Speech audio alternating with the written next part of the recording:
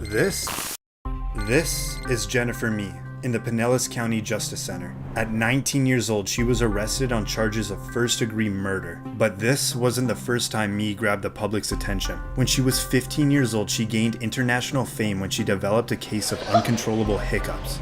She was initially known as the Hiccup Girl, but that all ended when her hiccups were cured and the media had no more interest in her until she was arrested.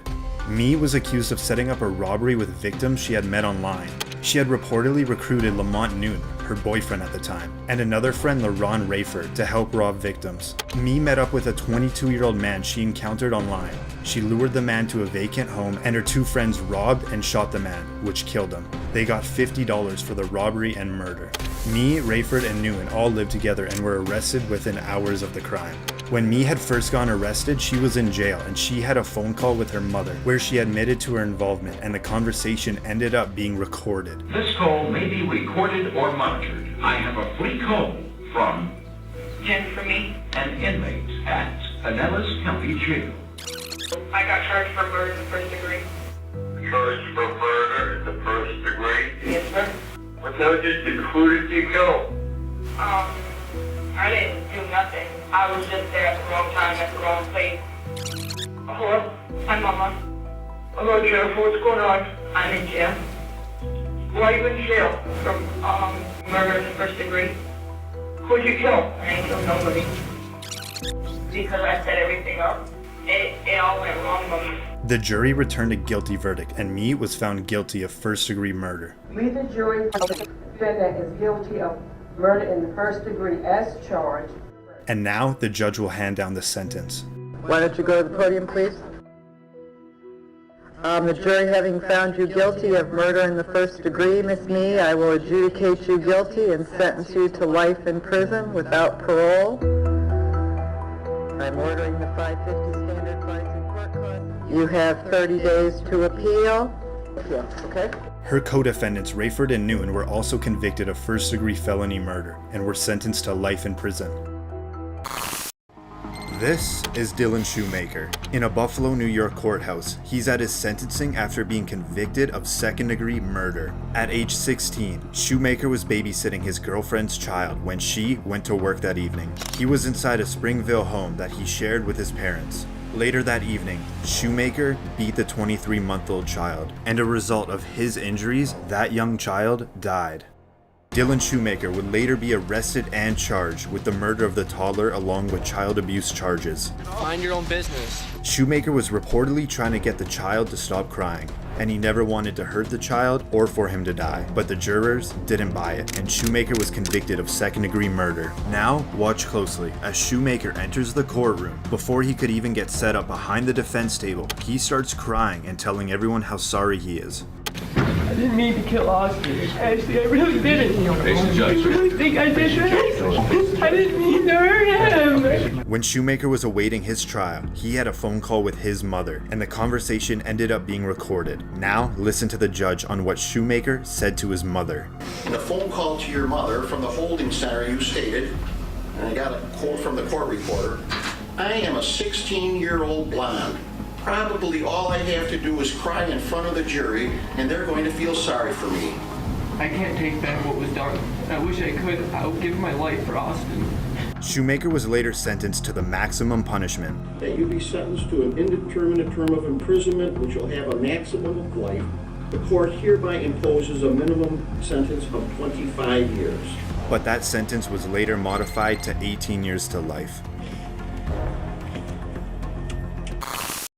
This is Brandon Spencer in Los Angeles County Superior Court. He was charged with 4 counts of attempted murder. I'm sorry for what happened to your uncle, but he's life in prison.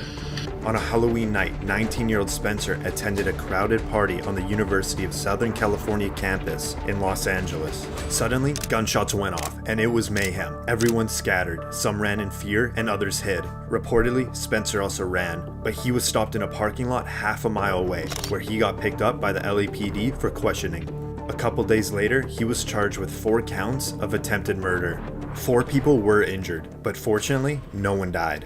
That if you are so intent on killing someone that you're willing to shoot them and at the same time opened fire into a crowd.